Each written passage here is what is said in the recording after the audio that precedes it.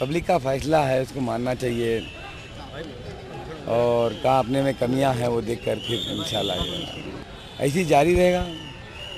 ज़रूर कांग्रेस पार्टी के साथ रहेंगे, फिर फाइट करेंगे इंशाल्लाह, कोई ख़ास बात नहीं। इंशाल्लाह ज़रूर, मैं बोला था आपको पहले भी, मैं तो यहाँ से चालू